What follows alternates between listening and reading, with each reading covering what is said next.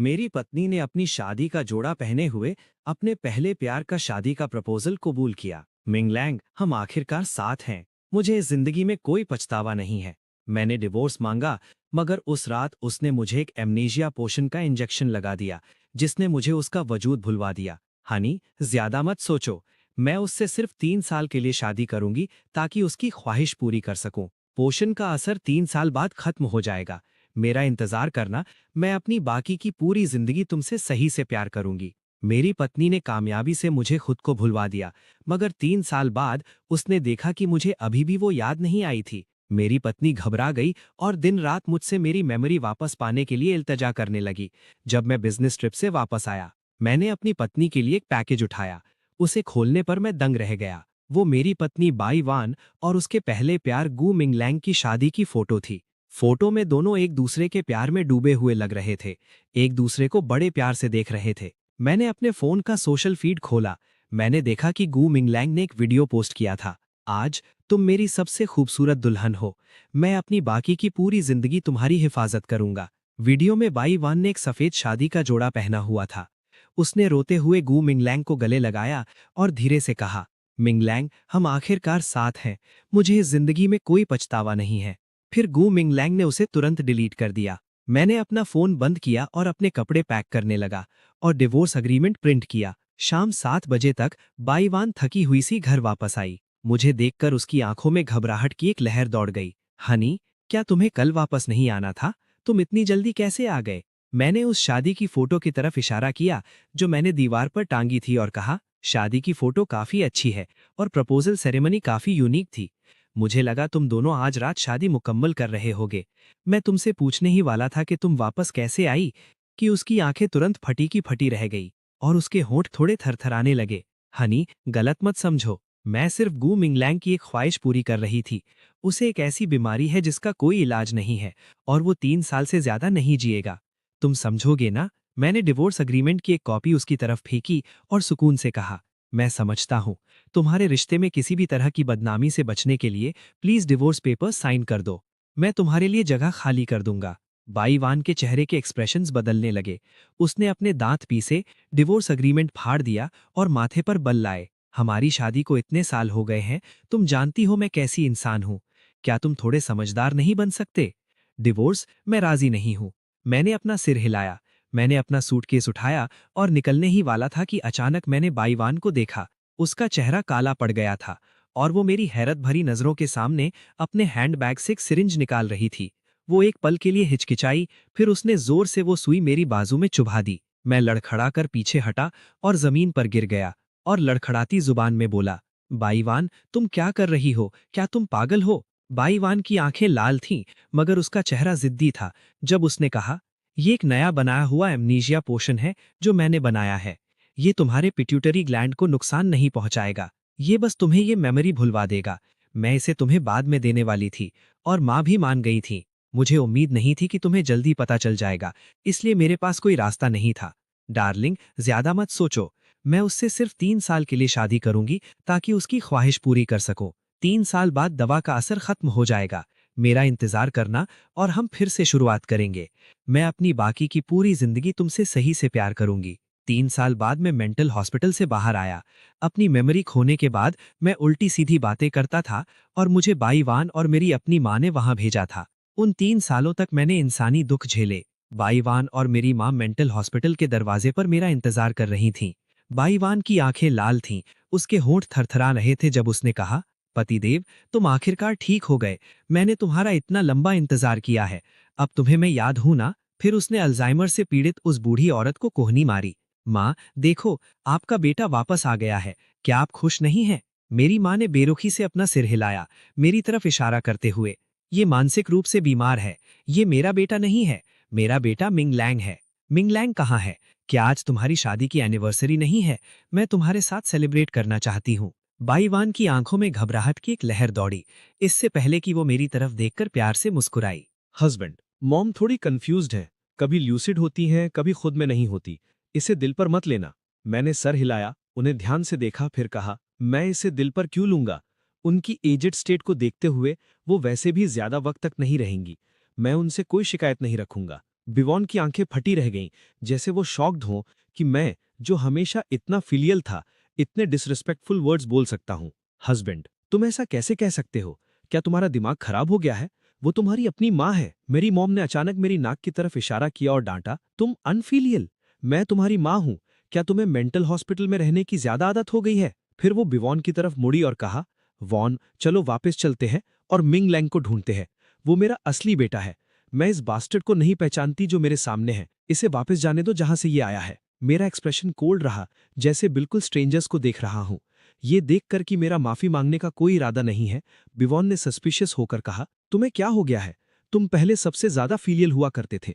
जल्दी से मॉम से कुछ अच्छा कहो और वो तुम्हें माफ कर देंगी। मैंने उसकी उंगली पर वेडिंग रिंग पर नजर डाली, फिर सुकून से कहा, मैं तुम्हें नहीं जानता और मैं तुम्हारे साथ नहीं जाऊंगा। बिवॉन जम गई। उसने अपने होंठ दबाए, ऑकवर्ड होकर वेडिंग रिंग उतारी और उसे अपने हाथ में कसकर पकड़ लिया। उसने एक एम्बैरेस्ड स्माइल फोर्स की और कहा, क्या तुम मजाक कर रहे हो हस्बैंड? हम मैरिड हैं। क्या तुम्हें याद नहीं पहले क्या हुआ था? तुम्हें हेड इंजरी हुई थी, लेकिन अब तुम रिकवर हो चुके हो। क्या तुम्हें याद है? मैं तुम्हारी वाइफ हूं। मैंने अपना सर हिलाया। बिवॉन ने घूरा, लेकिन उसने जिद करते हुए मुझे कार में खींचा और एक रेजिडेंस ले गई। जैसे ही हम घर में दाखिल हुए, मैंने अचानक बिवॉन को जल्दी से एक वेडिंग फोटो उतारते और उसे एक कोने में छुपाते हुए देखा। कमरे में बहुत सारे बेबी आइटम्स थे और मेरे पीछे से अचानक एक बेबी के रोने की आवाज आई। बिवॉन एक पल के लिए जम गई, फिर जल्दी से बाहर भागी। जैसे ही मैं पीछे मुड़ने वाला था, मेरी माँ ने अचानक मुझे बेड पर धक्का दिया और हेम्प रोप से मेरे हाथ और पैर कसकर बांध दिए। वो ठंडी मुस्कुराहट के साथ बोली, आज मेरे बेटे और डॉटर इन लॉ की वेडिंग एनिवर्सरी है और मेरे पोते का 100th डे सेलिब्रेशन भी है। तुम अनवांटेड इंसान बस यहाँ खामोशी से लेटे रहो। मेंटल हॉस्पिटल में अपने 3 साल के दौरान मुझे बांधे जाने से गहरा डर बैठ गया था। उस बूढ़ी औरत का खतरनाक एक्सप्रेशन देखकर मैं भी चिल्लाया, मुझे जाने दो बूढ़ी चुड़ैल, मैं बीमार नहीं हूं। मुझे सच में कोई मेंटल इलनेस नहीं है। मैं तुम्हें मार डालूंगा। मेरी माँ की आंखों में डर की एक झलक थी, फिर वो जल्दी से चली गई। मैं बुरी तरह स्ट्रगल करता रहा जब तक मेरी कलाइयां रगड़कर लाल नहीं हो गई और खून निकलने लगा। बेड पर बहुत हंगामा किया जब तक कि मैं बेहोश नहीं हो गया। जब मैंने दोबारा आंखें खोली, मैं एक हॉस्पिटल वार्ड में लेटा हुआ था। एक काइंड लुकिंग बूढ़ी औरत मेरे सामने खड़ी थी, मुझे फिक्रमंद होकर देख रही थी। मुझे जागता देखकर वो मुस्कुराई और बोली, ये बच्चा आखिरकार जाग गया है। मैं नई नेबर हूं जो करीब ही रहने आई हूं। मैंने तुम्हारे कमरे से मदद के लिए जोर से चिल्लाने की आवाजें सुनी और पुलिस को कॉल किया। तुम मुझे आंटी श्याओ कह सकते हो। थैंक यू आंटी श्याओ, मैंने भारी आवाज में कहा। फिर दरवाजे पर खड़े 2 यंग पुलिस ऑफिसर्स पर नजर डाली। एक ऑफिसर ने कहा, वोंग जी, तुम और बिवॉन पहले ही डिवोर्स्ड हो। तुम 3 साल तक मेंटल इंस्टीट्यूशन में भी बंद थे। तुम अब दूसरे लोगों के घरों में जाकर ट्रबल पैदा नहीं कर सकते और तुम्हें दूसरों के जीवन को हरास करना बंद करना होगा, समझे? दूसरे ऑफिसर ने आह भरी और कहा, बिवॉन का अब एक बच्चा है, उनकी फैमिली बहुत हैप्पी है, इसीलिए तुम्हें वापस नहीं आना चाहिए था। और उनके घर जाकर खुद को बांधना तो दूर की बात है, वो बहुत डेंजरस था। मैंने सर हिलाया, हालांकि मैं थोड़ा डेज्ड लग रहा था। दूसरे ऑफिसर ने मुझे एक डिवोर्स एग्रीमेंट थमाया। ये उस वक्त का डिवोर्स एग्रीमेंट है, ये पहले ही इफेक्ट में है, इसीलिए बिवॉन और मिंगलैंग अपनी मैरिज रजिस्टर कर पाए। मैंने आंखें सिकोड़कर उसे चेक किया। ये वही था जो मैंने सालों पहले बिवॉन को दिया था। उसने तब उसे फाड़ दिया था, लेकिन मैंने कभी एक्सपेक्ट नहीं किया था कि उसने उसे वापस जोड़ लिया होगा। मैंने ऑफिसर्स को धन्यवाद दिया और उन्हें यकीन दिलाया कि मैं दोबारा बिवॉन के घर नहीं जाऊंगा। आंटी श्याओ ने मेरी पिटीफुल स्टेट देखकर मुझे अपने घर ले गई। रिटायर होने से पहले वो एक हॉस्पिटल में प्रोफेसर थी। उनका पूरी जिंदगी कोई बच्चा नहीं था और उनके पति की जल्दी डेथ हो गई थी। फिर भी उनका आउटलुक ऑप्टिमिस्टिक था। उस शाम उन्होंने मेरे लिए एक बोल नूडल्स और ब्रेस्ट पोर्क बेली बनाया। जब वो मुझे खाना सर्व कर रही थी, उन्होंने मेरी तरफ प्यार से देखा और कहा, इस जीवन में चीजों को इतना सीरियसली मत लो। जब बात लव एंड अफेक्शन की आती है तो बस जाने दो। जिंदगी सिर्फ कुछ ही सालों की होती है। एक खुशदिल मन रखना ही सबसे ज्यादा मैटर करता है। मैंने सर हिलाया और अपनी स्टोरी उन्हें सुनाई। उन्होंने आह भरी, फिर मेरा सर सहलाया और कहा, यही रहो, इसे अपना घर बना लो। कभी कभी भूलना भयानक होता है, लेकिन दूसरी तरफ भूल पाना आज़ादी का एक रूप भी हो सकता है। आने वाले दिनों में मैंने एकेडमिक पेपर्स ऑर्गेनाइज करने में उनकी मदद की और मुझे इस काम में खुशी मिली। एक दिन आंट शाओ ने मुझे एक बैंक कार्ड दिया और मुझे कुछ कपड़े खरीदने के लिए कहा। हम मॉल गए और बैवन की कॉल आई। मैंने सीधा कार्ड दी, लेकिन वो बार बार कॉल करती रही। जब मैंने उठाया तो उसकी माफी मांगती हुई आवाज आई, हनी तुम कहाँ हो? मैं घर पर नहीं हूँ। मॉम और मैं पिछले कुछ दिनों से अपने रूरल होम टाउन गए थे और मैं तुम्हें कॉल करना भूल गई। मैंने अपने मन में सोचा, लगभग 1 हफ्ता हो गया है और तुम्हें अब मेरी याद आई है। अगर आंट शाओ ने मुझे ना बचाया होता तो शायद मैं बेड पर ही मर गया होता। मैंने शांति से कहा, मैं तुम्हें नहीं जानता, मुझे फिर से परेशान मत करना। फिर मैंने फोन काट दिया और उसके सारे कॉन्टैक्ट मेथड्स ब्लॉक कर दिए। मैंने आंट शाओ का हाथ पकड़ा और हम पूरी सुबह मॉल में घूमते रहे, जगह जगह रुकते हुए। अचानक मैंने उनकी फैमिली को देखा। बाइवन, बाइवन की मदर, गुइंगलांग और एक छोटा बेबी। वो बातें कर रहे थे और हंस रहे थे, बिल्कुल एक हैप्पी फैमिली की तरह दिख रहे थे। बाइवन ने भी मुझे देखा। वो जम गई, मुझसे बचने की कोशिश करने लगी, लेकिन हम पहले ही एक दूसरे के सामने आ चुके थे। उसकी आंखों में घबराहट थी और वो लड़खड़ाते हुए बोली, हनी तुम यहाँ क्या कर रही हो?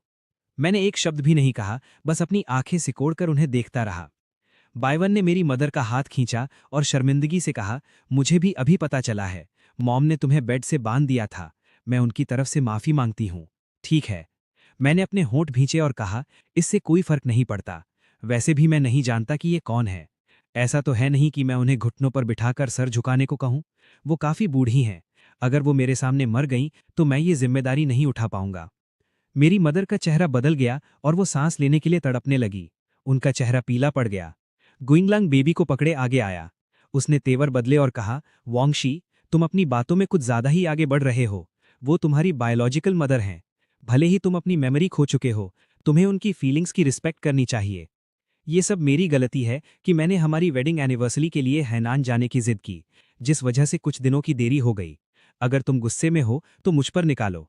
बाइवन के एक्सप्रेशन बदल गए। उसने अभी मुझे बताया था कि वो अपने रूरल होम टाउन गई थी। उसने कभी नहीं सोचा था कि गोइंगलांग उनके हैनान ट्रिप का खुलासा कर देगा। मैंने गोइंगलांग को इग्नोर किया और बस ठंडे ढंग से पूछा, क्या मैं पूछ सकता हूं कि तुम कौन हो? गोइंगलांग ने अपना मुंह खोला, लेकिन वो कुछ बोल नहीं पाया। बाइवन गोइंगलांग के सामने आ गई। अपने आसपास और भी लोगों को जमा होते देखकर उसने धीरे से जोर दिया, हस्बैंड, अब और मत पूछो। मॉम का वो मतलब नहीं था।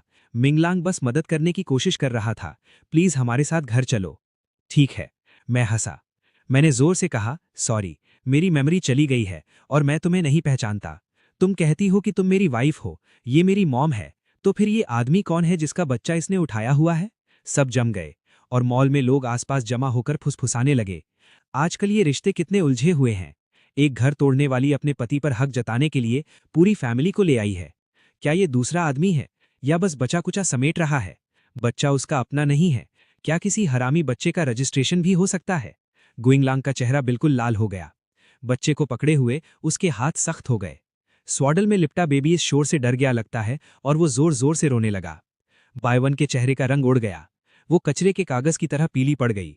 वो पागलों की तरह गुइंगलांग की गोद में बच्चे को चुप कराने की कोशिश करने लगी। फिर अचानक उसने मेरी तरफ देखा। उसके होंठ कपकपा रहे थे। वो एक शब्द भी नहीं बोल पा रही थी। उसकी आंखों में सिर्फ मिन्नत और मायूसी थी। तभी मेरी सो कॉल्ड बायोलॉजिकल मदर चलकर आई और बिना किसी हिचकिचाहट के मुझे थप्पड़ मारने के लिए अपना हाथ उठाया। तुम छोटे जानवर, मैं तुम्हें सिखाऊंगी, मेरे बेटे, कि अपने मुंह से ऐसा कचरा कैसे निकालते हैं। लेकिन जैसे ही उनका हाथ मेरे चेहरे पर लगने वाला था, उसे एक गरम लेकिन हैरत अंगेज तौर पर मजबूत हाथ ने रोक लिया। आंट शाओ गुस्से में मेरे सामने आई और बोली, इतने सारे लोगों के सामने किसी को मारते हुए तुम क्या कर रही हो? क्या एक बड़ा होने के नाते तुम्हारे अंदर कोई मर्यादा है? मेरी मदर की कलाई कसकर पकड़ी हुई थी। वो हिल नहीं पा रही थी और जोर जोर से सांस ले रही थी। उसने नफरत से आंट शाओ को घूरा और कहा, तुम अपने आप को समझती क्या हो? मैं अपने बेटे को सुधार रही हूं।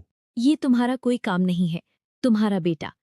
आंटी श्याओ की आवाज ऐसी लग रही थी जैसे उन्होंने दुनिया का सबसे अजीब मजाक सुना हो। उन्होंने ना सिर्फ हाथ नहीं छोड़ा, बल्कि एक कदम आगे बढ़ी और कहा, कौन था जिसने उसे मेंटल हॉस्पिटल में बंद करवाया था? किसने उसे बेड से बांधा और तकरीबन भूख से मार डाला? अब तुम्हें अचानक याद आया कि तुम उसकी बायोलॉजिकल मदर हो? तुमने अपने ही बेटे को कचड़े की तरह फेंक दिया। उस नए बेटे और उसकी फैमिली की चापलूसी कर रही हो क्योंकि उन्होंने तुम्हें एक नकली ग्रैंडसन दिया है। आंशिया की आवाज में एक ठंडी चिढ़ थी। अपने आप से पूछो, क्या तुम एक माँ बनने के लायक हो? तुम्हारा दिल कब का बदल चुका है? वो बूढ़ी औरत हैरत में जम गई। उसका चेहरा पहले सुर्ख हुआ, फिर तेजी से फीका पड़ गया, हार में राख की तरह। उनकी हालत बिगड़ते देख गो मिंगलैंग जल्दी से उन्हें दूर ले गया। युवान पीछे ही रही। ऐसा लग रहा था जैसे वो मेरी तरफ आना चाहती थी। थोड़ी देर की हिचकिचाहट के बाद वो उसकी जगह गो मिंगलैंग के पीछे चली गई। आंशिया और मैं घर वापस आ गए। डिनर के बाद मैं ताज़ी हवा के लिए बैल्कनी पर गया। जैसे ही मैं वहां बैठा मुझे पड़ोसी बालकनी से साफ बातचीत सुनाई दी। वो युवान और गो मिंगलैंग थे। अपने आप ही मैं अंधेरे में पीछे हट गया। युवान की आवाज थोड़ी उदास लग रही थी जब उसने आह भरी और कहा, मैंने आज खास तौर पर एक्सपेरिमेंटल डेटा और क्लिनिकल रिकॉर्ड्स चेक किए। मेरे हस्बैंड की मेडिकेशन का असर अब तक खत्म हो जाना चाहिए था, तो उसे कुछ याद क्यों नहीं आया? मुझे फिक्र हो रही है। गूमिंग लैंग की आवाज हल्की और थोड़ी शिकायती थी। वान वान, मुझे भी उसकी फिक्र है। क्या तुमने देखा उसने मॉल में कैसे बिहेव किया? वो सच में डरावना था। उसने तुम्हें पहचाना तक नहीं। वो तुमसे इतना प्यार करता था। युवान थोड़ी देर रुकी। उसने थोड़े नर्म लहजे में जवाब दिया, ज्यादा फिक्र करने की जरूरत नहीं है। मैंने पहले ही मेमोरी रिस्टोरिंग सिरम तैयार कर लिया है। कल मैं उसे ढूंढने जाऊंगी और उसे एक इंजेक्शन दूंगी। सिर्फ एक शॉट और उसकी सारी मेमोरीज वापस आ जाएंगी। तब उसे मैं याद आ जाऊंगी। बालकनी की हवा जम गई थी। कल एक इंजेक्शन और उसकी यादें वापस आ जाएंगी। मैंने अपनी आंखें सिकोड़ी, सोचते हुए कि शायद यही बेहतर हो। अगर इंजेक्शन के बाद भी मेरी यादें वापस नहीं आती तो युवान आखिरकार हार मान लेगी। वो मेरी जिंदगी में फिर कभी दखल नहीं देगी। मगर गूमिंग लैंग की आवाज में हिचकिचाहट थी। कल? इतनी जल्दी? मेरा और बच्चे का क्या? बच्चा अभी बहुत छोटा है। वो अपनी माँ के बिना नहीं रह सकता। युवान की आवाज का लहजा सुकून भरा था, जैसे कोई काम पूरा हो गया हो। मिंगलैंग, क्या तुम भूल गए? ये बच्चा आईवीएफ के जरिए हुआ था। मेरे वादे को पूरा करने और तुम्हारी बाप बनने की ख्वाहिश को पूरा करने के लिए पैदा हुआ था। उसका वजूद हमेशा से तुम्हारे लिए था। अब मेरी ख्वाहिश अपने हस्बैंड के पास वापस जाने की है। वांगशी मुझे समझ जाएगा, मुझे माफ कर देगा और इस अनएक्सपेक्टेड हालात को कबूल कर लेगा। युवान ने अचानक पूछा, वैसे हाइनान में हमारे उन कुछ दिनों के दौरान मैंने तुम्हें तुम्हारी मेडिकेशन लेते नहीं देखा। क्या तुम्हारी हालत बेहतर हो गई है? 3 साल पहले तुमने कहा था कि ये टर्मिनल है, मगर मैं देख रही हूं कि तुम काफी ठीक हो गए हो, तो मुझे सुकून मिला। गू मिंगलैंग 9 सेकंड्स के लिए खामोश हो गया, फिर दोबारा बोला। उसकी आवाज अचानक कमजोर हो गई, साथ में दबी हुई खांसी भी थी। वान, मेरा मतलब तुमसे छुपाना नहीं था, मगर हाल ही के चेकअप्स अच्छे नहीं रहे हैं। डॉक्टर कहता है कि शायद मेरे पास ज्यादा वक्त नहीं बचा है। मैं बस तुम्हारे साथ और वक्त बिताना चाहता था। अपने बच्चे को थोड़ा और बड़ा होते देखना चाहता था। मुझे डर है कि मैं अपने बच्चे को मुझे डैडी कहते हुए सुनने के लिए जिंदा नहीं रहूंगा। फिर भी बुआन का जवाब कुछ ऐसा था जिसकी मैंने कभी उम्मीद नहीं की थी। मिंगलैंग, मैं तुमसे वादा करती हूँ, अगर तुम सच में मर गए तो वांगशी और मैं हमारे बच्चे का अच्छे से ख्याल रखेंगे। आई एम सॉरी, मगर मैं अब तुम्हारे साथ और नहीं रह सकती। मैंने पहले ही अपने हस्बैंड के साथ बहुत बुरा किया है। कल मैं उसे इंजेक्शन दूंगी। मैं चाहती हूँ कि मेरे हस्बैंड मुझे याद करे। दोनों खामोश हो गए और सिर्फ गू मिंगलैंग की भारी सांसें पड़ोस से सुनाई दे रही थीं। अगली सुबह जल्दी ही दरवाजे पर दस्तक हुई। बाहर बुआन और मेरी अपनी माँ खड़ी थीं। बाइवान थोड़ी थकी हुई लग रही थी, लेकिन उसकी आंखों में सुकून वाली हल्की चमक थी। यहाँ तक कि उसकी होठों के कोने पर एक हल्की सी मुस्कुराहट ठहरी हुई थी। हस्बैंड, उसने हल्की और खुशमिजाज आवाज में कहा, जैसे उसने कोई बड़ा काम पूरा कर लिया हो। मैं तुम्हारी मदद करने आई हूँ। मैंने उसे सुकून से देखा। कोई जवाब नहीं मिला। उसी वक्त आन शाह डॉक्यूमेंट्स का ढेर पकड़े हुए बाहर आई और बाइवान से कहा, एक्चुअली एक आउटसाइडर होने के नाते मुझे तुम्हारे फैमिली मैटर्स में दखल नहीं देना चाहिए, लेकिन मुझे लगता है कि तुम्हारे लिए सच जानना जरूरी है। मैं हॉस्पिटल में काम करती थी और मैंने एक स्टूडेंट से ग्विंग्स के मेडिकल रिकॉर्ड्स चेक करवाए थे।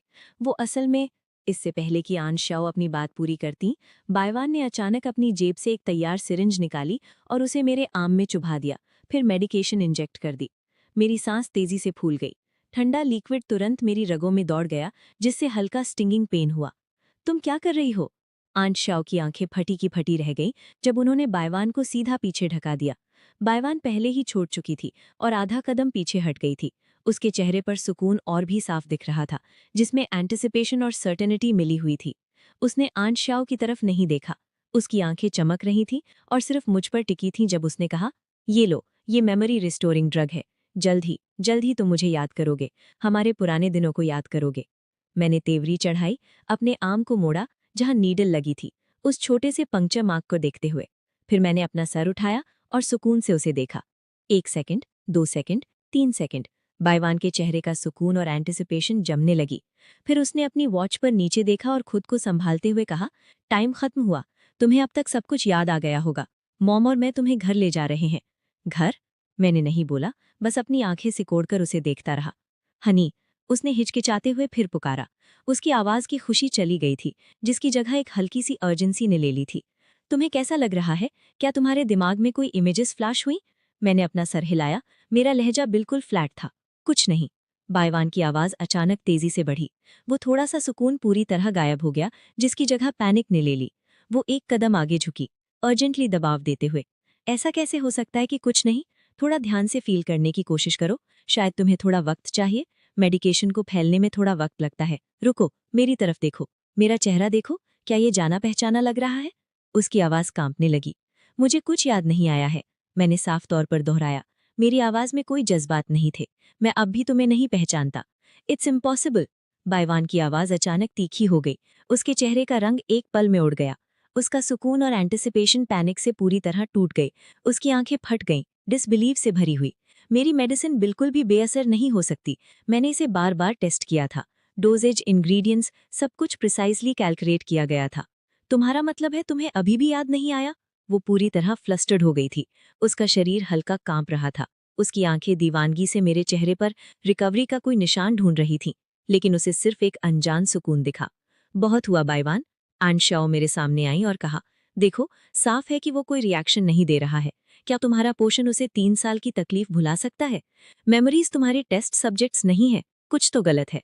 मेडिसिन को असर करने में वक्त लगता है ना? इसे वक्त चाहिए। बायवान ने बेतुकी बातें दोहराई, जैसे कोई डूबता हुआ इंसान आखिरी तिनके का सहारा ले रहा हो। उसकी घबराई हुई नजर आंट शाओ और मेरे बीच घूम रही थी। वो सर्टेनिटी कब का गायब हो चुका था, सिर्फ पूरी तरह से डिसरे रह गई थी। वो यहाँ तक कि आंट शाओ को पीछे छोड़कर मेरा हाथ पकड़ने आई और कहा, हस्बैंड, प्लीज थोड़ा और इंतजार करो, मैं यहीं हूँ। बस 1 घंटा या आधा घंटा भी। ओके, तुम्हें जरूर याद आएगा। मॉम भी तुम्हारी मेमोरीज रिकवर होने का इंतजार कर रही हैं।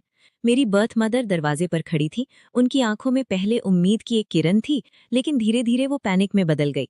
बहुत देर हिचकिचाने के बाद आखिरकार उन्होंने पूछा, सन, क्या तुम मुझसे नाराज हो? क्या इसलिए तुम गुजरा हुआ कल याद नहीं करना चाहते? मैं धीरे से हंसा। आंट शाओ के पास चलते हुए मैंने अपनी बर्थ मदर से कहा, ओल्ड लेडी, आपने गलत इंसान को समझ लिया है। आपका बेटा गु मिंगलैंग है और मेरी माँ का सरनेम श्याओ है। मेरी माँ के होंठ थोड़ा कांपने लगे जब उन्होंने शौक में मेरी तरफ देखा।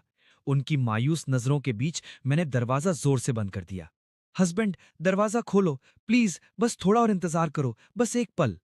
बाहर बायवान के रोते हुए दरवाजा खटखटाने और गिड़गिड़ाने की आवाज गूंजी। आंट श्याओ पास आई, फिक्र से मेरी तरफ देखा और एक हल्की आह भरी। फिर उन्होंने जमीन से गु मिंगलैंग के मेडिकल रिकॉर्ड्स उठाए, दरवाजा खोला और उन्हें बाहर दे दिया। शाम को बराबर वाले दरवाजे के पीछे बहस शुरू हो गई। गु मिंगलैंग ऐसा लगा जैसे अभी काम से लौटा हो, और बायवान ने तुरंत उससे सवाल करना शुरू कर दिया। गु मिंगलैंग, कुछ बोलो, तुमने मुझसे झूठ क्यों बोला? मेडिकल रिकॉर्ड्स फेक थे, टेस्ट रिजल्ट्स फेक थे, यहां तक कि डॉक्टर भी कोई ऐसा था जिसे तुमने हायर किया था। तुम बिल्कुल भी बीमार नहीं हो। वो सारी लेट स्टेज ल्यूकीमिया और 3 साल से ज्यादा न जीने की बातें, वो सब एक झूठ था। तुम मुझे शुरू से धोखा दे रहे हो। फिर गु मिंगलैंग की आवाज आई। अब वो कमजोर या दुखी नहीं थी, बल्कि उसमें एक जिद्दी और लगभग बेसब्र लहजा था, जैसे उसके पास खोने के लिए कुछ न बचा हो। हाँ, मैंने तुमसे झूठ बोला तो क्या? वैन, मैंने ये सब इसलिए किया क्योंकि मैं तुमसे बहुत प्यार करता हूँ। यूनिवर्सिटी के वक्त से मेरे दिल में सिर्फ तुम ही रही हो। वॉन्गशी क्या है, उसका तुम पर क्या हक है? मैं बस खुद को एक मौका देना चाहता था और तुम्हें अपने असली फीलिंग्स देखने का मौका देना चाहता था। मुझसे प्यार करना, मुझे एक टर्मिनल इलनेस से बांधना, क्या ये तुम्हारा प्यार है? मुझे 3 साल तक एक बेवकूफ की तरह गिल्टी फील करवाया, सिर्फ तुम्हारी सो कॉल्ड फाइनल विश के लिए। बायवान की आवाज जज्बात से भर गई। मैंने अपनी मैरिज को धोखा दिया, मैंने अपने हस्बैंड को एमनेशिया ड्रग्स के इंजेक्शन दिए और यहां तक कि तुम्हारे लिए एक टेस्ट ट्यूब बेबी को जन्म दिया। मुझे लगा मैं सच में तुम्हारी आखिरी ख्वाहिश पूरी कर रही हूं, लेकिन ये शुरू से आखिर तक एक धोखा निकला। तुमने वो सब बर्बाद कर दिया जो मेरे पास था, और मैंने तुम्हें बर्बाद कर दिया। गु मिंगलैंग की आवाज भी ऊंची हुई और वो मजाक से भरी हुई थी।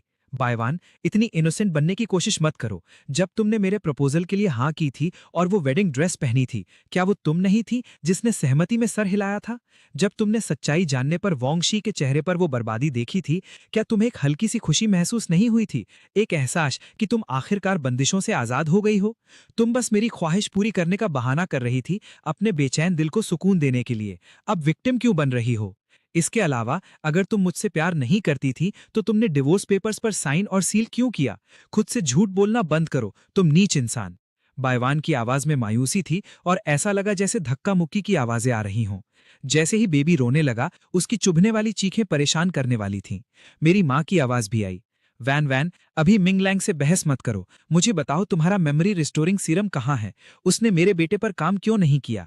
गु मिंगलैंग की मजाकी आवाज तुरंत आई, आपका बेटा? बूढ़ी औरत, क्या आप सच में कंफ्यूज्ड हैं या बस दिखावा कर रही हैं? इस दुनिया में ऐसी कौन सी बायोलॉजिकल मदर होगी जो खुद अपने बेटे को ऐसी जगह भेजे, उसे मेंटली इल का ठप्पा लगाए और उसे पूरे 3 साल तक कैद रखे? मुझे बताओ, क्या ऐसी कोई बायोलॉजिकल मदर होती है? बूढ़ी औरत को ऐसा लगा जैसे उन्हें किसी ने जोर से चाबुक मारा हो। उनकी आवाज अचानक रुक गई और बस भारी तेज सांसें सुनाई देने लगीं। गु मिंगलैंग का मजाक जहर की तरह निकलता रहा। वांगशी को याद क्यों नहीं आ रहा? वो आपको अपना क्यों नहीं मान रहा? क्या आपके दिल में कोई ख्याल नहीं है? ये इसलिए है क्योंकि उसके दिल में अब आप वो मां नहीं रही जो उसकी इज्जत के लायक हों। उसके लिए आप बस एक साथी हैं जिसने उसे आग के गड्ढे में धक्का दिया। और जहां तक मेरी बात है, उसकी आवाज में घमंडी दिखावा आ गया। मैंने बस कुछ साल पहले आपको मक्खन लगाने के लिए कुछ मीठी बातें की, कुछ पैसे खर्च किए आपके लिए गिफ्ट्स खरीदने में, और आपने उत्सुकता से मुझे अपना बेटा मान लिया। बूढ़ी औरत, आप जैसी मां सच में बहुत सस्ती और आसानी से मान जाने वाली हैं। बूढ़ी औरत की आवाज बेकाबू होकर कांपने लगी। बस करो गु मिंगलैंग, बायवान की आवाज आई, लेकिन गु मिंगलैंग ने साफ तौर पर सारा दिखावा छोड़ दिया था। उसकी आवाज और भी बेशर्म होती गई। बस करो, ध्यान से सुनो बूढ़ी औरत, वांगशी इस जिंदगी में आपको कभी नहीं अपनाएगा। वो आपसे नफरत करता है। वो आपसे उतनी ही नफरत करता है जितनी मुझसे। अब आप सिर्फ मुझ पर ही भरोसा कर सकती हैं। इसलिए बेहतर होगा कि आप ध्यान से सोचें कि आप अपनी सेविंग्स और ये घर किसके लिए छोड़ रही हैं। जल्दी फैसला करें कि ये किसे मिलेगा। आपका प्यारा पोता मेरा खून है, उसका नहीं। नहीं, मुझे मेरा बेटा चाहिए। बूढ़ी औरत की आवाज पूरी तरह टूट गई। मैं गलत थी, माँ को पछतावा है, माँ को पछतावा है, मुझे नहीं करना चाहिए था, मुझे नहीं करना चाहिए था। वो बुरी तरह रोने और चिल्लाने लगी। मैंने अपने सर को दबाया। मुझे वही पुरानी बेचैनी महसूस हुई आजाद होने की। वही फ्रस्ट्रेशन जो मैंने मेंटल हॉस्पिटल में कैद होने के वक्त महसूस की थी, फिर से उभरने लगी। आंट श्याओ की तरफ देखते हुए मैंने देखा उनके माथे पर लकीरें थीं, साफ तौर पर बराबर वाले घर के शोर से परेशान थीं। आंट श्याओ, यहाँ बहुत शोर है। चलो लेट नाइट स्नैक के लिए बाहर चलते हैं। आंट शाओ रुकी, फिर उन्होंने सर हिलाया। हमने अपने कोट पहने और दरवाजा खोला। बाहर बायवॉन की तेज चीखें और गालियां, गुइंग लैंग्स की ऊंची आवाज, बूढ़ी औरत के घबराए हुए सवाल और बच्चे का दिल चीर देने वाला रोना सब बिल्कुल साफ और चुभने वाला था। बायवॉन की तेज चीखें और गालियां, गुइंग लैंग्स की ऊंची आवाज, बूढ़ी औरत के परेशान करने वाले सवाल, बच्चे का दिल चीर देने वाला रोना सब साफ और चुभने वाला था। हमने ऐसा दिखावा किया जैसे हमने कुछ सुना ही नहीं। सीधे एलिवेटर की तरफ चलते हुए बाहर की रात की ठंडी हवा में गर्मी की शुरुआत की थोड़ी ठंडक थी, जिसने तुरंत अंदर की घुटन भरी हवा को दूर कर दिया। वातावरण काफी फ्रेश लग रहा था। हमें नेबरहुड के पास एक साफ रोड साइड पॉरेज शॉप मिली, जहां हमने 2 गरम क्ले पॉट पॉरेज और कुछ ठंडी साइड डिशेस ऑर्डर किए। उस हल्की पीली रोशनी के नीचे खाने की खुशबू हमारे चारों तरफ धीरे से फैल गई। डाइनर्स कम आवाज में बातें कर रहे थे, जिससे एक शांति भरा वातावरण बना हुआ था।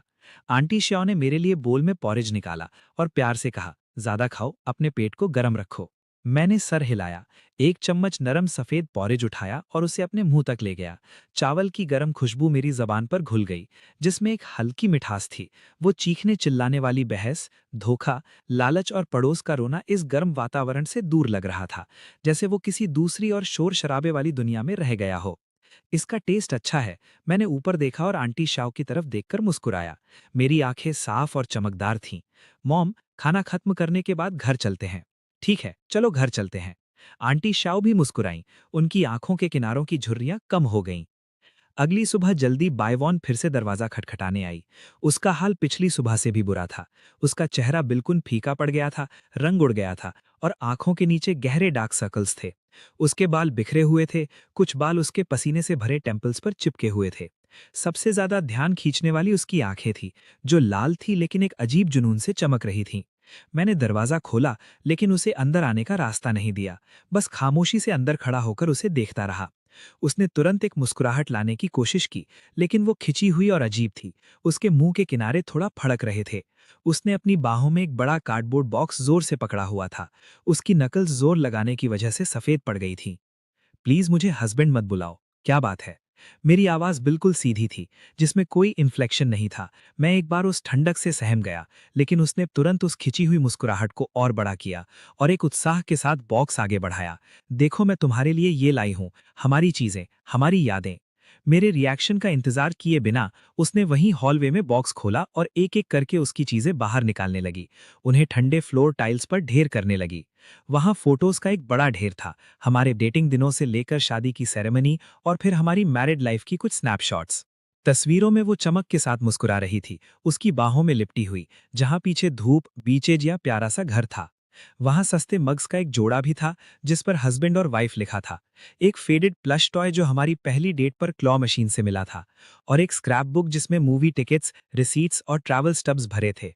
देखो देखो डार्लिंग, बायवॉन ने अपना सर उठाया, मेरी आंखों में गौर से देखते हुए, और दोनों हाथों से कुछ फोटोज मेरी तरफ बढ़ाई। ये हमारी बीच की पहली ट्रिप थी। उस दिन हवा बहुत तेज थी, तुमने मुझे जोर से पकड़ा था। याद है, लहरें मुझे बहाकर ले जाने वाली थीं और तुम डर गए थे। और ये मग, ये वो गिफ्ट था जो तुमने अपनी पहली पेचेक से मेरे लिए खरीदा था। हालांकि ये सस्ता था, लेकिन मैंने इसे बहुत वक्त तक यूज किया है। ये छोटा बियर याद है, क्लॉ मशीन से इसे जीतने में 12 से ज्यादा बार कोशिश करनी पड़ी थी। तुमने कहा था कि ये मेरी तरह ही जिद्दी है। उसके शब्द और भी तेजी से आने लगे, उसकी आवाज कांप रही थी, उसकी आंखें मेरे चेहरे और फ्लोर पर बिखरी यादों के बीच तेजी से घूम रही थीं, ये देखने के लिए कि क्या मुझ पर कोई असर हो रहा है। फिर भी मैंने सिर्फ खामोशी से उन चीजों के ढेर को देखा जो वोंग सीज के पास्ट की थीं। मेरी नजर ऐसी थी जैसे मैं किसी कबाड़ के ढेर को देख रहा हूं। वो चमकती मुस्कुराहटें, वो इंटीमेट मोमेंट्स मेरे दिल में कोई हलचल पैदा नहीं कर पाए, जैसे मैं किसी अनजान इंसान की स्टोरी किसी डॉक्यूमेंट्री में देख रहा हूं। बायवॉन की आवाज अचानक रुक गई, उसके हाथ में फोटोज वहीं हवा में ठहर गए, उसके चेहरे की मुस्कुराहट टूट गई और सिर्फ घबराहट और निराशा बचा। कोई रिएक्शन क्यों नहीं, वो खुद से बड़बड़ाई। फिर अचानक ऊपर देखा, वो लाल आंखें जहरीले कांटों की तरह थीं जो मुझे घूर रही थीं, और उसकी आवाज अचानक तेज और इल्जाम लगाने वाली हो गई। डार्लिंग, क्या तुम गुस्सा हो? क्या तुम जानबूझकर याद नहीं करना चाहते?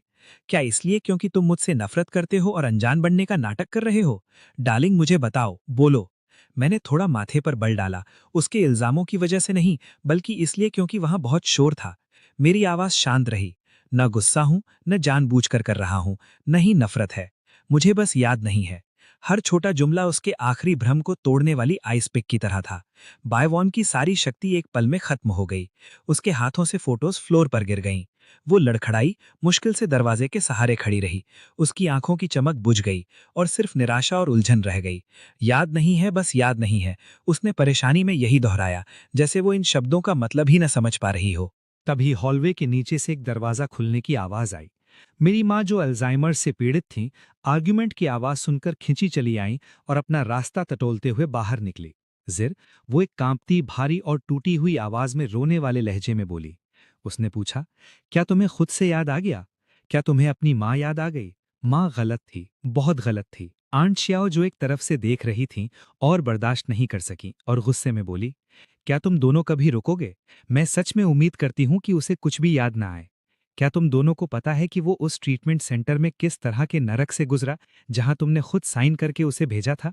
क्या तुम्हें इलेक्ट्रोकन्वल्सिव थेरेपी के बारे में पता है? ये मूवीज की तरह नहीं है। उन्होंने उसे एक सख्त आयरन बेड से बांध दिया, उसके मुंह में एक रबर माउथ गार्ड ठूस दिया ताकि वो अपनी जीभ ना काट ले, और उसके टेम्पल्स पर इलेक्ट्रोड्स दबाए। जब उसे होश आया तो उसका सर अनबेरेबल दर्द से फट रहा था। उसकी यादें केओस में थीं और वो ये भी नहीं बता सकता था कि वो कौन है। उसने ऐसा ट्रीटमेंट पूरे 3 साल तक हफ्ते में कम से कम एक बार झेला।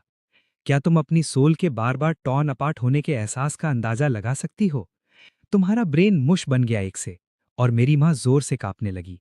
उनके चेहरों से रंगत बिल्कुल उड़ गई। एंड श्याओ के एक्यूजेशंस आईसी हैमर्स की तरह गिरे, एक के बाद एक वार। क्या तुम्हें पता है कि फोर्स्ड मेडिकेशन और फोर्स्ड इंजेक्शंस कैसे होते हैं? क्या तुम्हें पता है? उसकी आंखें खाली थीं, उसके मुंह से लार टपक रही थी। वो अपने ब्लैडर या बाउल्स को भी कंट्रोल नहीं कर सकती थी। डिग्निटी, ऐसी जगह पर तुम्हारी कीमत एक डॉग से भी कम होती है। बेईमान के हाथ ठंडी ग्राउंड को पागलों की तरह खुरचने लगे। उसके नेल्स टूट गए, खून निकलने लगा, पर उसे कुछ महसूस नहीं हुआ। बूढ़ी औरत ने भी अपना रोना बंद कर दिया। उसकी क्लाउडेड आईज में सिर्फ टेरर भर गया। ऐसा लगा जैसे उन्हें याद आ गया हो कि मैंने उन्हें मदद के लिए बुलाया था।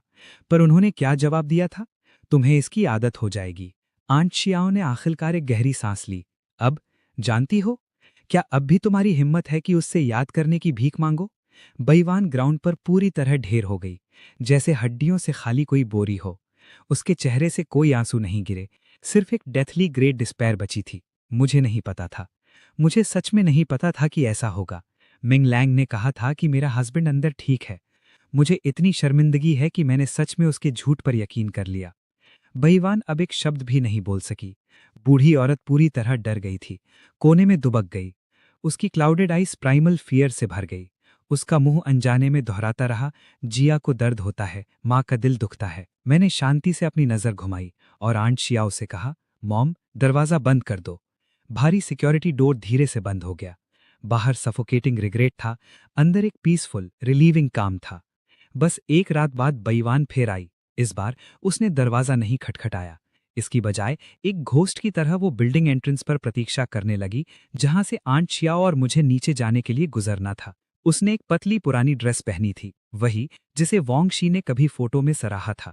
उसके बाल अब भी बिखरे हुए थे, उसकी आंखों के नीचे के डार्क सर्कल्स और गहरे हो गए थे। उसकी नजर खाली थी जब वो ग्राउंड को देख रही थी।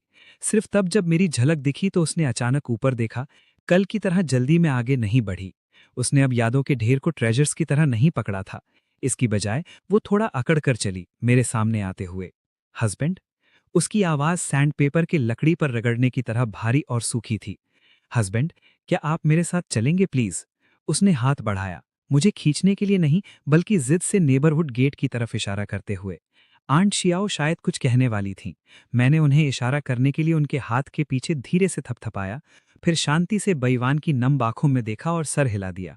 ठीक है, पहला स्टॉप उसके वर्क प्लेस के बाहर लाइब्रेरी है। उसने एक सीट की तरफ इशारा किया। उसकी आवाज में एक उदासी थी। यहाँ, ये वो जगह है जहां हमने पहली बार अकेले में बात की थी।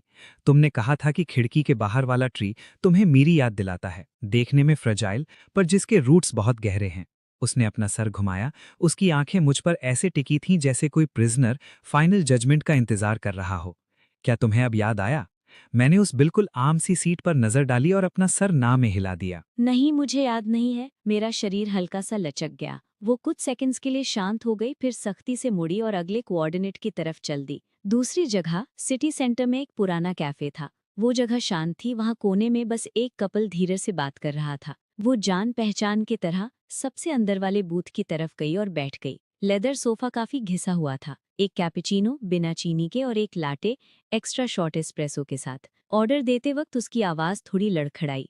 फिर उसने हिचकिचाते हुए पूछा, ये वही फ्लेवर है जो हमें सबसे ज्यादा पसंद था? क्या तुम्हें याद है? मैंने कप उठाया और लाटे की एक चुस्की ली। मेरी जीभ पर एक कड़वाहट फैल गई। कप नीचे रखते हुए मैंने उसकी उम्मीद भरी निगाहों से नजर मिलाई और एक बार फिर सफाई से जवाब दिया, नहीं, मुझे याद नहीं है। बीवान के हाथ जो उसकी गोद में रखे थे अचानक बंध गए। उसके नाखून उसकी हथेलियों में धंस गए। वो अचानक खड़ी हो गई। उसकी हरकत किसी मैरियोनेट की तरह सख्त थी और बिना कुछ बोले बाहर निकल गई। तीसरी जगह वो पुराना रेजिडेंशियल कॉम्प्लेक्स था जहां बेवान और मैं 3 साल तक रहे थे। सीढ़ियों पर नमी और खाने की खुशबू का मिश्रण था। वो एक बार तीसरी फ्लोर पर ईस्ट यूनिट के दरवाजे के सामने रुकी। उसके पास चाबी नहीं थी, या शायद उसका अंदर जाने का कोई इरादा ही नहीं था। उसने बस अपना हाथ आगे बढ़ाया, कांपते हुए। जीन पिंग ने घबराहट में उस पुराने सिक्योरिटी डोर की खुरदरी और ठंडी लोहे की सतह को सहलाया। घर, वो आखिरकार बोली। उसकी आवाज किसी हवा के झोंके की तरह धीमी थी, जो किसी भी पल गायब हो सकती थी। एक सपने जैसी अजीब क्वालिटी के साथ उसने बात जारी रखी।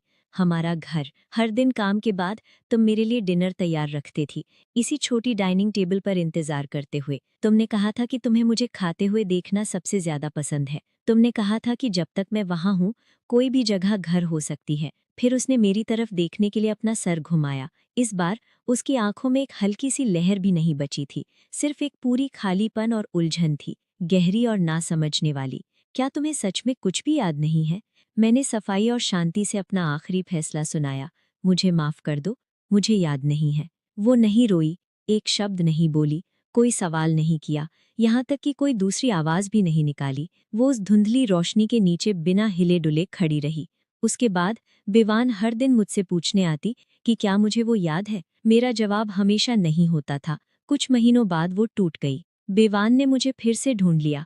सिर्फ कुछ ही महीनों में उसका वजन काफी कम हो गया था। उसके पीछे मेरी चिंतित माँ खड़ी थी। हस्बैंड, मुझे पता है तुम्हें भूल जाना चाहिए। तुम सब कुछ नहीं भूल सकते। तुम बस मुझसे नफरत करते हो, हमसे नफरत करते हो, है ना? उसने अपनी आंखों में एक नाउमीदी के साथ कहा। ये गूमिंग लैंग है। ये सब उस शैतान की वजह से है। गूमिंग लैंग। उसने मुझे धोखा दिया और उसने माँ को भी धोखा दिया। गूमिंग लैंग ने बीमार होने का नाटक किया, बेचारा बनने का नाटक किया। कहा कि वो अब ज्यादा दिन नहीं जिएगा। कहा कि वो मुझसे इतना प्यार करता है कि वो मरने वाला है। उसने मेरी दयालु फितरत का और मेरे पछतावे का फायदा उठाया।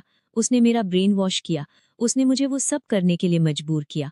और माँ उलझन में थी। वो भी गूमिंग लैंग से धोखा खा गई थी। गूमिंग लैंग हर दिन उनकी चापलूसी करता था, उनके लिए चीजें खरीदता था, उन्हें माँ बुलाता था, और उन्होंने सच में इस पर यकीन कर लिया। वो गूमिंग लैंग ही था जिसने उन्हें इशारा दिया था कि तुम बीमार हो, कि तुम्हें ट्रीटमेंट के लिए भेजना तुम्हारे भले के लिए था। हम सब ने उससे धोखा खाया है। हम सब विक्टिम्स हैं हस्बैंड। हम सब उसकी वजह से बर्बाद हो गए हैं। वो मेरी तरफ झपकी, मेरा हाथ पकड़ने की कोशिश करते हुए, लेकिन मैंने शांति से एक तरफ होकर उससे बच गया। वो आगे लड़खड़ा गई, अपने निशाने से चूक गई, थोड़ा डगमगाई, लेकिन उन्होंने बिल्कुल परवाह नहीं की। बस मेरी तरफ ऊपर देखा। आंसू बह रहे थे। उसकी आवाज नम्र थी। मुझे पता है मैं गलत थी। मुझे सच में पता है मैं गलत थी हस्बैंड। मुझे पछतावा है। मैं पछतावे से भरी हुई हूँ।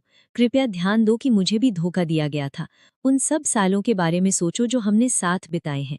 मुझे इस बार माफ कर दो, बस इस एक बार। ओके, चलो फिर से शुरुआत करते हैं। चलो ये जगह छोड़ देते हैं। माँ को अपने साथ ले चलते हैं। हमारा 3 लोगों का परिवार, नहीं 4, बेबी को मिलाकर। चलो नया आगाज करते हैं। मैं तुमसे भीख मांगती हूँ, मुझे माफ कर दो, मुझे एक और मौका दो। उसके पीछे खड़ी बुजुर्ग औरत नया आगाज शब्दों से थोड़ी प्रभावित लगी। उनकी धुंधली आंखों में आंसू भर आए और वो बुड़बुड़ाई, जी, घर आ जाओ। मैंने हल्के से अपना सर हिलाया और कहा, डिवोर्स फाइनल हो चुका है। तुम और गोइंग लैंग शादीशुदा हो। बच्चा पैदा हो गया है और मैं सब कुछ भूल गया हूँ। रहने दो, अब एक दूसरे को परेशान नहीं करते।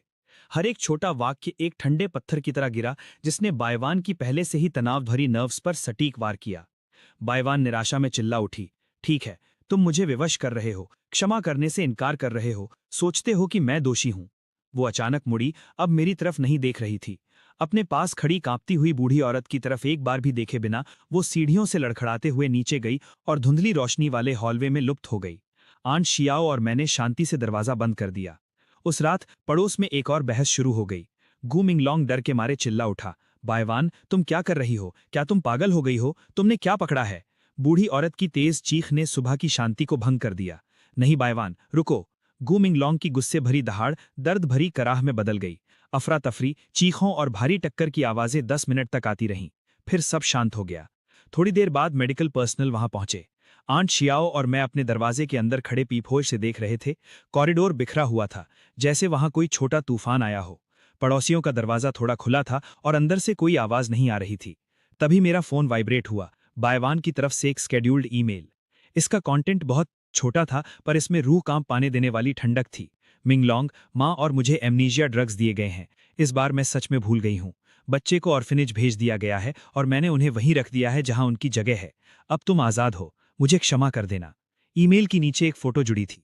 उसका बैकग्राउंड शहर का साइकेट्रिक हॉस्पिटल था, वो डर पैदा करने वाली बड़ी बिल्डिंग। फोटो में हॉस्पिटल गाउन्स पहने हुए 3 लोगों को कुछ सफेद कोट वाले ऑर्डरलीज अंदर ले जा रहे थे। वो गू मिंगलोंग, बूढ़ी औरत और खुद बायवान थीं। फोटो में बायवान के बाल बिखरे हुए थे, उसके चेहरे पर एक अजीब और राहत भरी शांत मुस्कान थी, पर उसकी आंखें किसी गहरी खाई की तरह खाली थीं जो सीधे लेंस की तरफ देख रही थीं। मैंने बिना किसी भाव के इस ईमेल और फोटो को देखा और अपनी उंगली स्क्रीन पर घुमाकर इसे पूरी तरह डिलीट कर दिया। मैं शांति से आंट शियाओ की तरफ मुड़ा, जो पूरी तरह हैरान दिख रही थी, और कहा, पड़ोसी अब शांत हैं।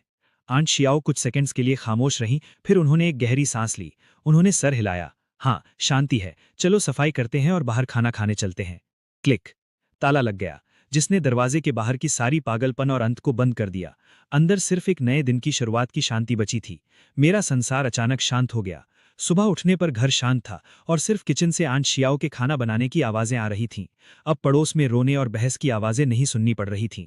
मैं काम पर लौट गया। मेरी ऑफिस डेस्क, जो 3 साल से खाली थी, डॉक्यूमेंट्स और धूल से भरी हुई थी। मेरे कलीग्स मेरी तरफ थोड़ा अजीब तरह से देख रहे थे। वो शायद सब मेरी हालत के बारे में जानते थे। मैंने बुरा नहीं माना। मैं बैठ गया, कंप्यूटर ऑन किया और काम करने लगा। वो रिपोर्ट्स, डेटा, प्रोसेसेस मेरे दिमाग के समझने से पहले ही मेरे हाथ कीबोर्ड को छू रहे थे। मेरी उंगलियां अपने आप चल रही थीं, चीज़ों को 3 साल पहले के मुकाबले ज़्यादा तेज़ी से और बेहतर तरीके से संभाल रही थीं। काम सिर्फ काम था, पर अब मैं इसे अपने लिए कर रहा था और ये सही लग रहा था। काम के बाद मैं पुरानी मॉडल वर्कशॉप गया। चाबी थोड़ी जंग लगी हुई थी। दरवाज़ा चूंचुआया और अंदर हर चीज़ धूल से ढकी हुई थी। टूल्स, पार्ट्स, अधूरे गुंडम मॉडल्स सब वहीं छोड़ दिए गए थे जहां वो थे। हवा में मशीन ऑयल और प्लास्टिक की महक थी। ये जाना पहचाना लग रहा था। मैंने एक पार्ट उठाया, मेरी उंगलियां इस पर बने निशानों को महसूस कर रही थीं और अचानक यादों का एक सैलाब मेरे दिमाग में आ गया। यहाँ मॉडल्स ठीक करते हुए बिताई गई देर रातें, एक सफल असेंबली की खुशी, मुझे सब याद आ गया। पर यह एहसास किसी पुरानी किताब के पन्ने पलटने जैसा था। मैं जानता था कि क्या लिखा है, फिर भी इसने मेरे दिल में कोई हलचल नहीं मचाई। मैंने एनग्रेविंग नाइफ उठाई। मेरे हाथ पत्थर की तरह स्थिर थे। बस कुछ ही प्रयासों में मैंने उस पार्ट को ठीक कर दिया। मेरा स्किल बिल्कुल भी कमजोर नहीं हुआ था। मॉडल्स रिपेयर करना खुद को वक्त से सुधारने जैसा महसूस होता था। मेरे मूवमेंट्स तेजी से होते थे। मेरा मन शांति में था। आंट शाओ के साथ रहते हुए जिंदगी सरल थी और आंट शाओ मेरे लिए सच में बहुत अच्छी थी। उन्होंने कभी नहीं पूछा कि मुझे कुछ याद है या नहीं, बस खामोशी से सब कुछ संभाल लेती थी। खाना हमेशा गर्म होता था, घर साफ सुथरा था और फूल खिल रहे थे। घर पर शाम के वक्त वो स्वेटर बुनती थी जबकि मैं पढ़ता था या मॉडल्स के साथ काम करता था। हमारी बातें मामूली होती थी। मौसम, ग्रॉसरी शॉपिंग, टीवी शोज, काम की छोटी बातें। हमने कभी बीते हुए कल की बात नहीं की और वो ठीक था। सच तो ये है, जिस दिन मैं साइकियाट्रिक हॉस्पिटल से बाहर निकला, मुझे सब कुछ याद था। बीते हुए कल की सभी घटनाएं, अच्छी और बुरी, बायवान की पहले वाली मुस्कुराहटों की तरह याद आ गईं। बूढ़ी औरत की खिचखिच, गू मिंगलांग का अच्छा इंसान बनने का नाटक और उसके तुरंत बाद बेड से बंधा जाना। इलेक्ट्रोशॉक के दौरान तड़पते हुए पूरे जिस्म पर खून के निशान छोड़ना। वो अंधेरा, बदबूदार छोटा कमरा और बायवान का साइन किया हुआ वो हॉस्पिटलाइजेशन फॉर्म। दिन की तरह साफ था, जैसे वो कल ही हुआ हो। लेकिन याद रखने से क्या फायदा? इसने सिर्फ दर्द को और गहरा किया। बायवान का बैकपैक, बूढ़ी औरत की कंफ्यूजन और मदद, गूमिंग लांग की साजिशें, ये सब उन 3 सालों के साथ मिला हुआ था जो पूरी तरह से अमानवीय थे। इन सब ने मिलकर एक जीती जागती नर्क बना दी थी। बीता हुआ कल, वॉन्गशी और हर वो चीज जिसकी वो इज्जत करता था, उनके अपने हाथों से कब की तबाह हो चुकी थी। इसलिए मैंने भूलते रहने का फैसला किया। ये अनजान बनने का नाटक नहीं है। बात यह है कि मैं उनके साथ कोई और रिश्ता नहीं चाहता। चाहे बायवान रोए, बूढ़ी औरत पछतावा करे या वो उन पुरानी चीजों से यादें ताज़ा करने की कोशिश करे। मेरा ठंडा रवैया कोई नाटक नहीं है। मैं सच में उनसे कोई वास्ता नहीं रखना चाहता। अगर मैं याद आने का थोड़ा सा भी इशारा देता हूं, तो वो यकीनन फिर से चिपक जाएंगे। पछतावे को बहाना बनाकर मेरी जिंदगी में दखलंदाजी करते रहेंगे। मुझे उनकी माफी की जरूरत नहीं है और ना ही मैं उनका कॉम्पेंसेशन चाहता हूं। ये सब बहुत नकली है। मैं उन्हें कभी दोबारा नहीं देखना चाहता। वो जगह, वो खात्मा था जो उन्होंने अपने लिए चुना था। एक वीकेंड की दोपहर, आंट शाव सफाई कर रही थी और उन्हें चेरी ब्लॉसम ट्री के नीचे बायवान और मेरी एक पुरानी फोटो मिली। हम दोनों उसमें काफी बेवकूफ लग रहे थे। उन्होंने फोटो पकड़ी, काफी देर तक हिचकिचाई और फिर मुझसे धीरे से पूछा। उनकी आंखें चिंता से भरी थी। मैंने तस्वीर पर नजर डाली। मैंने उन 2 चेहरों को पहचाना, लेकिन ये किसी पिछले जन्म की बात लग रही थी। मेरे दिल में कोई जज्बात नहीं था, बिल्कुल रुके हुए पानी की तरह। ये अब बीता हुआ कल नहीं था। मैंने अपने हाथ के मॉडल पार्ट्स नीचे रखे, फोटो ली। मेरी उंगली उस चमकीली सतह पर फिरी जब मैंने आंट शाओ की तरफ देखा। इसे फेंक दो, मैंने कहा। मैंने आराम से फोटो एक तरफ रखी, मॉडल पर फिर से काम करने के लिए अपने टूल्स उठाए। मेरा लहजा सपाट था। सब कुछ फेंक दो, यहां तक कि उस पुराने मुझे को जिसका नाम वॉन्गशी था। साफ और खत्म। आंट शाओ ने मुझे देखा और कुछ नहीं कहा, बस धीरे से आह भरी और फोटो को एक पुराने बॉक्स के बिल्कुल नीचे दबा दिया। वो फिर कभी बाहर नहीं निकली। दिन एक के बाद एक गुजरते गए। काम और भी आसान होता गया। मुझे प्रमोशन भी मिला। मॉडल वर्कशॉप मेरी सुकून की जगह बन गई। पुराने ठीक किए हुए मॉडल्स और नए बनाए हुए मॉडल्स से भरी हुई। आंट शाओ के साथ रहना सरल और आरामदायक था। उस छोटे से घर में घर जैसी गर्माहट थी। कोई मेरे साथ था। बैल्कनी पर आईवी बहुत घनी हो गई थी। पत्ते चमकीले और रोशन थे। वीकेंड की सुबह मैं कभी कभी अपनी बाइक लेकर घूमने निकल जाता या लाइब्रेरी में पढ़ने में वक्त बिताता। बाहर की दुनिया शोरगुल और हंगामे से भरी थी, लेकिन मेरा कोना शांत था। यहां मेरी मर्जी चलती थी। अब बायवान की बेचैन उलझने नहीं थी, गु मिंगलांग की गुप्त साजिशें नहीं थी और ना ही बूढ़ी औरत की उलझी हुई बड़बड़ाहट। यहां तक कि उनके वजूद के साए भी वक्त के साथ धीरे धीरे धुंधले हो रहे थे। सांस लेना आसान लग रहा था और मेरे पैरों के नीचे की जमीन मजबूत महसूस हो रही थी। पता चला कि सिर्फ उन चिपकी हुई सड़ी हुई बेलों को काटकर और खंडर को साफ करके ही सूरज की रोशनी मेरी जमीन तक पहुंच सकती है, जिससे नई चीजें उग सकें। अब मैं किसी का बेटा, किसी का पति, किसी का दुश्मन नहीं हूं। मैं सिर्फ मैं हूं, एक ऐसा इंसान जो नर्क से निकला, अपना बीता हुआ कल मिटा दिया और इस सूखी जमीन पर फिर से सही से सांस लेना, चलना और जीना सीख लिया। खिड़की से आती हुई रोशनी ठीक टेबल पर रखे हुए अधूरे मॉडल पार्ट्स पर गिरी।